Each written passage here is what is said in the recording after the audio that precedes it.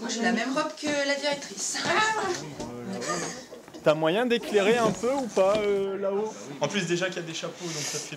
On va ouvrir, allumer les XOT. Hein. Essayez de mettre votre robe correctement, c'est comme une photo. Un peu plus à droite et un peu plus à gauche. Ça se met ça sur l'épaule droite. Tu rentres dedans, voilà. Et ça pose comme ça. Au Vieux-Berquin, un petit village à 40 km de Lille, Claudine dirige le Grand Cabaret. On ne les brosse pas. Hop, tu retournes. Hop là, et c'est parti pour un tour. Le suivant. C'est une journée particulière. Allez, c'est parti sur l'escalier. Une séance photo pour faire la promotion de leur nouveau spectacle. 3 de chaque côté. Voilà.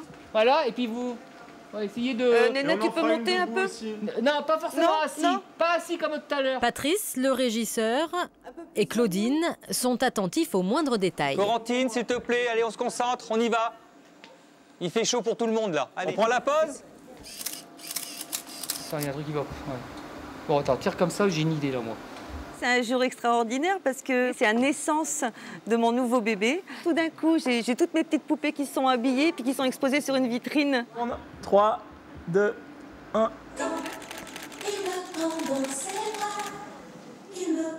L'histoire de ce cabaret se raconte comme une histoire d'amour. Claudine rencontre Patrice. Ils vivent heureux et ont 2 enfants.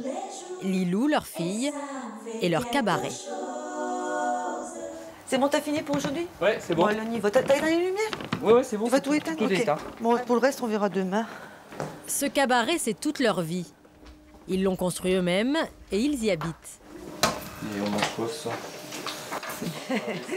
C'est quand même intéressant dans le sens que, bon ben moi, après qu'on a fini là-bas, c'est vrai qu'il n'y a pas de route à faire.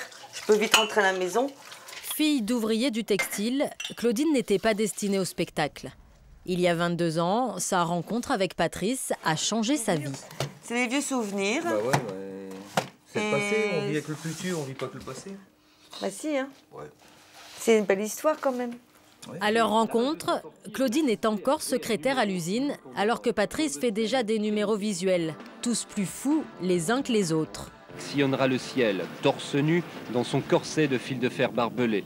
Le petit fakir, devenu Kent Derrick, après cet entraînement, se préparera à traverser la Manche, suspendu à son hélicoptère. Après un divorce, après des soucis de boulot, j'avais vu un numéro de cracheur de feu, et puis je me suis retrouvé à une période de ma vie un peu sur le trottoir, quoi, à la rue, quoi. Et puis pour pouvoir grignoter, je faisais cracheur de feu à la Manche, quoi. Soutenue par Patrice, Claudine développe son goût pour la danse. Oh, t'étais jeune, là. Elle est vite repérée par des chanteurs des années 80. Mais il lui faudra 10 ans pour oser quitter l'usine et le destin tracé par ses parents. Ma mère qui dit à mon père, qui dit, mais Bernard, bah elle a pas tout. Hein. Ça veut dire quoi, elle a pas tout?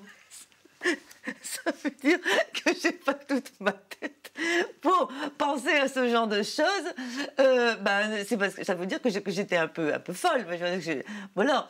Mon père qui me dit, mais Claudine, t'as réfléchi? Qui c'est qui va venir te voir danser? Claudine et Patrice sillonnent la France pendant des années avec leur spectacle. Jusqu'au jour où ils décident de s'installer.